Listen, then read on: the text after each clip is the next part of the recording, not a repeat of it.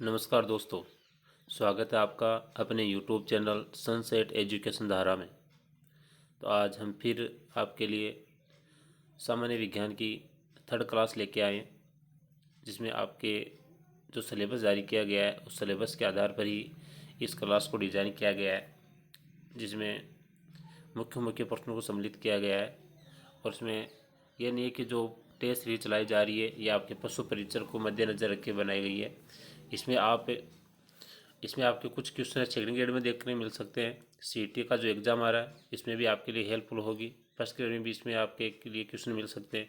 यानी कहने मतलब राजस्थान में और जो एग्ज़ाम होते हैं जहाँ साइंस होती है उस साइंस में यहाँ से आपके क्वेश्चन आपको आराम से देखने को मिलेंगे। तो जो टेस्ट सीरीज चल रही है दोस्तों, इसको आप अच्छे से ईमानदारी से लगाएं और अपने दोस्तों के साथ शेयर करें, अपने ग्रुपों में शेयर करें, ताकि प्रत्येक को सभी को पता चल सके कि जो टेस्ट सीरीज चलाई जा रही है उसकी क्या गुण होता है। हमने इस टेस्ट सीरीज़ के स्तर को हर एग्ज़ाम के अकॉर्डिंग रखा है, ताकि आपको बार बार कुछ ज़्यादा नया ना पढ़ना पड़े। एक टेस्ट सीरीज आपका हर पेपर आसान हो जाए।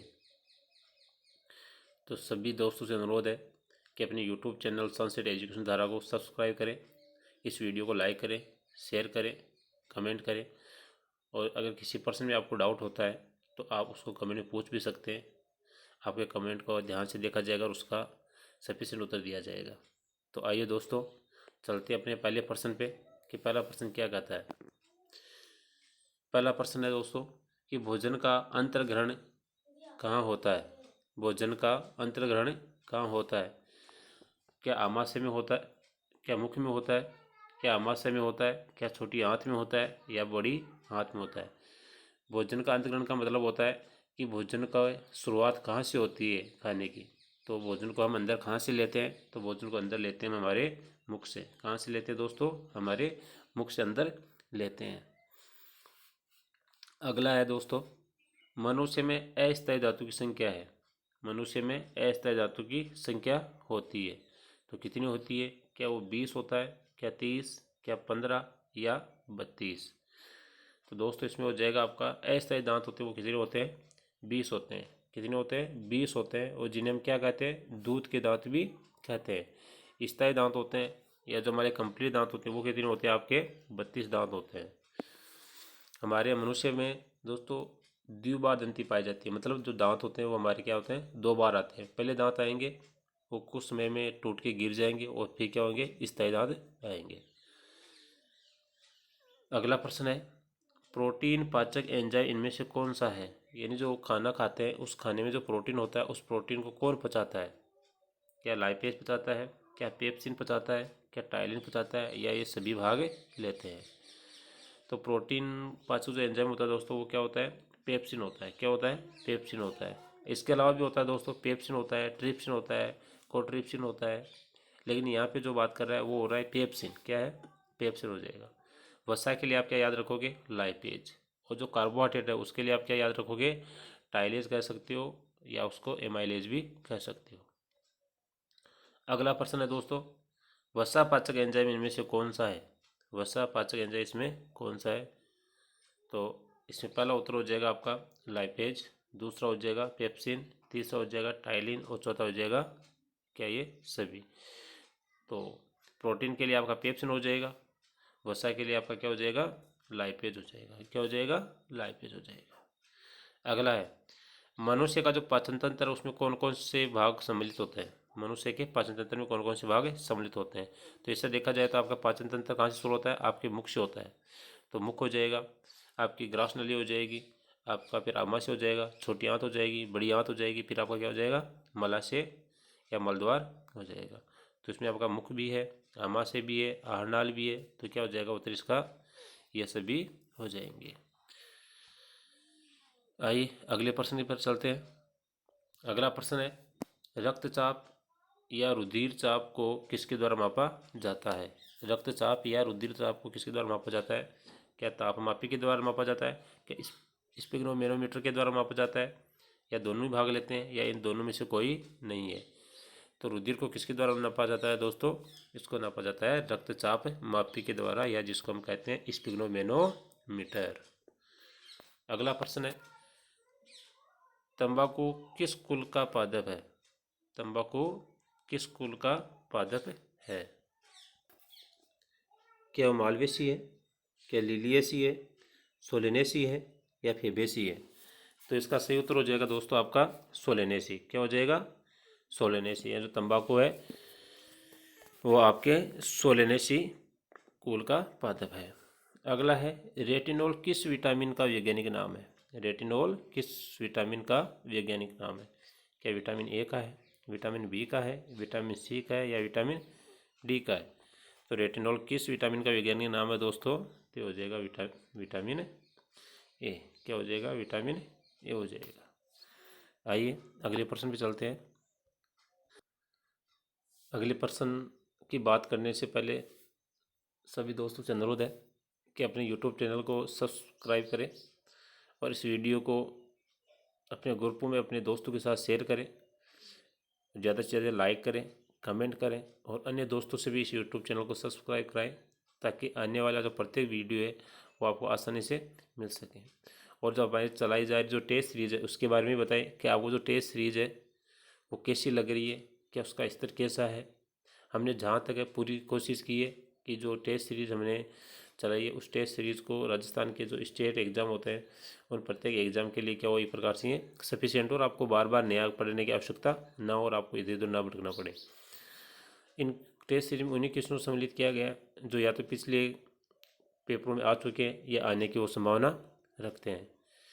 तो इस वीडियो को जैसे जैसे शेयर करें दोस्तों और लाइक करें और अपने उत्तर या अपने जो डाउट हो वो आप कमेंट में भी पूछ सकते हैं। तो आइए अगले प्रश्न पे चलते हैं कि थायमिन किस विटामिन का वैज्ञानिक नाम है? थायमिन किस विटामिन का वैज्ञानिक नाम है? क्या विटामिन ए का है, विटामिन बी का है, विटामिन डी का है या विटामिन सी का है? तो इसका उत्तर हो जाएगा थायमिन का विटामिन बी। क्या हो जाएगा? Vitamin B. अब इसमें भी अलग अलग मिलता है दोस्तों आपका, एक तो जैसे B1 हो गया, एक जैसे B2 हो गया और एक जैसे B3 हो गया। तो B1 आपका थायमिन हो जाएगा, B2 आपका राइबोफ्लेविन हो जाएगा और यदि B3 पूछे तो आपका क्या हो जाएगा? इसमें नियासिन हो जाएगा। अगला प्रश्न है, कैल्सीफेरोल किस विटामिन का वैज्ञानिक नाम है? कैल्सीफेरोल किस विटामिन का वैज्ञानिक नाम है? क्या विटामिन ए का है, क्या विटामिन बी का है, क्या विटामिन डी का है या विटामिन सी का है? तो क्या हो जाएगा दोस्तों? विटामिन आपका डी हो जाएगा। क्या हो जाएगा? विटामिन डी हो जाएगा। अगला है, एस्कॉर्बिक किस विटामिन का वैज्ञानिक नाम है? एस्कॉर्बिक किस विटामिन का वैज्ञानिक नाम है? क्या विटामिन ए है, क्या विटामिन बी है, क्या विटामिन डी है या विटामिन सी है? तो एस्कॉर्बिक अम्ल किस में होगा? आपका विटामिन सी में। विटामिन सी क्या होगा आपका? एस्कॉर्बिक अम्ल कहलाता है। इसकी वजह से कमी से क्या होता है? स्कर्वी रोग होता है। इसका थोड़ा संक्षेप में बात कर लेते हैं दोस्तों। विटामिन ए का वैज्ञानिक नाम विटामिन ए का वैज्ञानिक नाम रेटिनॉल, विटामिन बी का वैज्ञानिक नाम थायमिन, विटामिन सी का वैज्ञानिक नाम एस्कॉर्बिक अम्ल और विटामिन डी का नाम क्या हो जाएगा? कैल्सीफेरोल। विटामिन ए की कमी से कौन सा रोग होता है? रतौंधी। बी से कौन सा होता है? बेरीबेरी। सी से कौन सा होता है? स्कर्वी और डी से कौन सा होता है? रिकेट्स रोग होता है। तो ये दोस्तों ये आपको याद रखना है क्योंकि इनसे संबंधित आपके प्रश्न जरूर आता है। या तो रोग का नाम पूछा जाता है या फिर इसका वैज्ञानिक नाम पूछा जाता है। और चलो अगले प्रश्न पे चलते हैं। विटामिन बी थ्री यानी नियासिन जिसका वैज्ञानिक नाम है की कमी से कौन सा रोग होता है? विटामिन B3 नियासिन की कमी से कौन सा रोग होता है? क्या पेलेग्रा होता है, क्या रिकेट्स होता है, क्या स्कर्वी होता है या बेरीबेरी होता है? तो इसका उत्तर क्या हो जाएगा दोस्तों? पेलेग्रा। क्या हो जाएगा? पेलेग्रा हो जाएगा। रिकेट्स आपका विटामिन डी से होता है, स्कर्वी सी से होता है, बेरीबेरी आपका बी से होता है। अगला है, शीतल पेय में कौन सा अम्ल पाया जाता है? शीतल पेय जो कोल्ड ड्रिंक्स होती है उसमें कौन सा अम्ल पाया जाता है? क्या पेपे और सोमनिफेरम होता है, क्या खेसारी दाल होता है, क्या सल्फोरिक अम्ल होता है या एस्कॉर्बिक अम्ल होता है? तो आपका इसमें क्या हो जाएगा? फॉस्फोरिक अम्ल। क्या हो जाएगा? फॉस्फोरिक अम्ल होता है जो क्या करता है? आपके दांतों पर और जो हड्डियाँ होती हैं उन पर बहुत ज़्यादा हानिकारक प्रभाव डालता है। इसलिए जो फास्फोरिक अम्ल होता है इसको दोस्तों क्या कहते हैं? इसको मीठा जहर भी कहते हैं। क्या कहते हैं? इसको मीठा जहर भी कहते हैं। अगला है, हीमोग्लोबिन का प्रमुख घटक कौन सा है? हीमोग्लोबिन में मुख्य रूप से कौन पाया जाता है? क्या आयरन पाया जाता है, क्या कैल्शियम पाया जाता है, क्या कॉपर पाया जाता है, या ये सभी पाए जाते हैं। तो हीमोग्लोबिन का जो मुख्य घटक होता है दोस्तों वो क्या होता है, आयरन होता है। क्या होता है, आयरन होता है। और जो आपकी हड्डियाँ होती है उसका मुख्य घटक क्या होता है, आपका कैल्शियम होता है। अगला है पीने योग्य जो पानी होता है उसका पीएच मान कितना होता है। पीने योग्य जो पानी होता है उसका पीएच मान कितना होता है, क्या 7 होता है, क्या 8 होता है, क्या 9 होता है, या 10 होता है। तो आपका जो पीने योग्य पानी होता है वो क्या होता है, सामान्य तो उदासीन होता है, यानी इसलिए इसका पीएच मान कितना होता है, 7 होता है। और पहले इससे एक क्वेश्चन होता है हमारे रुधिर का पीएच मान कितना होता है, तो वो होता है आपका हल्का सारी, यानी 7.4 होता है। तो आइए अगले प्रश्न पे चलते हैं दोस्तों। अगला प्रश्न है, शरीर की क्रियात्मक व संरचनात्मक इकाई कौन सी है। शरीर की क्रियात्मक व संरचनात्मक इकाई कौन सी है। क्या अंग है, क्या कोशिका है, क्या उत्तक है, या सभी है। तो इसका सही उत्तर क्या हो जाएगा कि शरीर को जो क्रियात्मक और जो संरचनात्मक इकाई वो दोस्तों क्या होती है, कोशिका होती है। यानी ऐसे कह सकते हैं हमारा शरीर और कोशिकाओं से मिलकर बना होता है। अगला है, मार्फिन का उपयोग किस प्रकार की दवा बनाने में किया जाता है। मार्फिन यानी आपके जो किस में पाया जाता है, पेपे और सोमनीफेरम में। इसका पेपे और सोमनीफेरम उसका एल्कलॉइड है। तो मॉर्फिन का उपयोग किस प्रकार की दवाई बनाने में किया जाता है। तो ये हो जाएगा आपका बुखार में निवारण में, और दर्द निवारक में, या रक्तचाप के लिए, या इन्हें सभी के लिए। तो ये मॉर्फिन होता है, जो एल्कलॉइड होते हैं, इनका उपयोग किया जाता है दोस्तों आपके दर्द निवारक जो दवाइयाँ होती हैं उनके रूप में किया जाता है। अगला है, मास्टर और मास्टर ग्रंथि किसे कहते हैं। देखो दोस्तों, एक होती है मास्टर ग्रंथि जो होती है पीयूष ग्रंथि, एक होती है मास्टर और मास्टर, यानी मास्टर की भी मास्टर होती है, यानी पीयूष ग्रंथि की भी मास्टर होती है। उसको क्या कहते हैं, क्या वो थैलेमस होती है, क्या वो हाइपोथैलेमस होती है, पीयूष होती है, या यकृत होती है। तो आपकी मास्टर और मास्टर ग्रंथि कौन सी होती है, हाइपोथैलेमस ग्रंथि होती है। कौन सी होती है, हाइपोथैलेमस ग्रंथि होती है। आइए दोस्तों अगले प्रश्न पे चलते हैं। मनुष्य मुख्य रूप से किसका उत्सर्जन करता है, यानी मानव मुख्य रूप से किसका उत्सर्जन करता है। क्या अमोनिया निकालता है, क्या यूरिक अम्ल निकालता है, या यूरिया निकालता है, या अवश्य दोनों निकालता है। तो इसका सही उत्तर हो जाएगा दोस्तों यूरिया। क्या हो जाएगा, यूरिया। यानी मनुष्य क्या करता है, उत्सर्जन के रूप में कौन सा पदार्थ निकालता है, यूरिया निकालता है। अगला है, रुधिर का द्रव्य भाग क्या कहलाता है। रुधिर का द्रव्य भाग क्या कहलाता है, क्या सीरम कहलाता है, क्या लसिका कहलाती है, प्लाज्मा कहलाती है, या सभी कहलाते हैं। तो सही उत्तर हो जाएगा दोस्तों इसका प्लाज्मा भाग। क्या हो जाएगा, इसका प्लाज्मा भाग होता है, वो रुधिर का द्रव्य वाला भाग होता है। और ठोस भाग में क्या आ जाते हैं, आपकी आरबीसी आ जाती है, आपकी डब्ल्यूबीसी आ जाती है, और आपकी बिंबाणु आ जाती है। अगला प्रश्न है, एल्यूलाई में क्या पाई जाती है। जो एल्यूलाई उत्तक होता है उसमें कौन सी उपकला पाई जाती है। क्या सल की उपकला पाई जाती है, या ओनली उपकला पाई जाती है, उपास्थि छल्ले पाए जाते हैं, या इनमें से कोई नहीं पाया जाता है।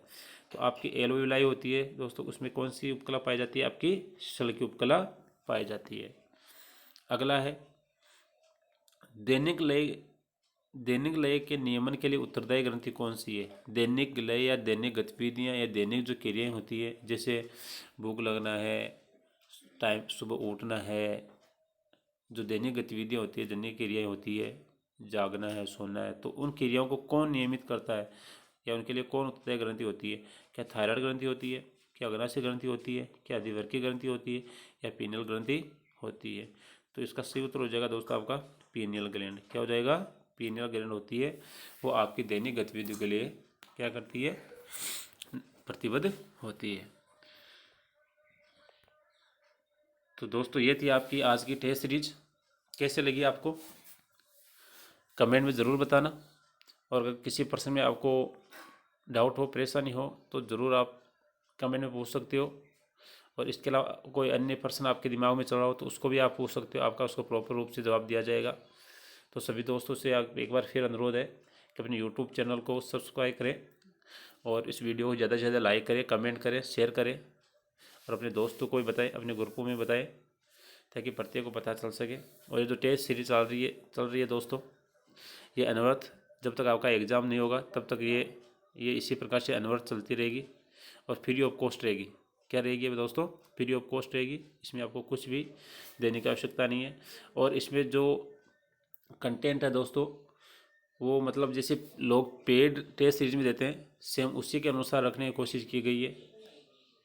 तो फिर आप खुद समझदार हो, आप पता लगा सकते हो कि जो प्रश्नों की जो सीरीज़ है या जो प्रश्नों का स्तर वो किस प्रकार का है। तो मैंने पूरी कोशिश की है कि जो टेस्ट सीरीज़ है वो आपके आने वाले एग्ज़ाम में अच्छी तरीके से हेल्पफुल हो। तो आज के लिए इतना ही दोस्तों, कल फिर मिलते हैं राजस्थान की ज्योग्राफी के नई क्लास के साथ इसी टाइम पे। तो आज के लिए इतना ही, धन्यवाद।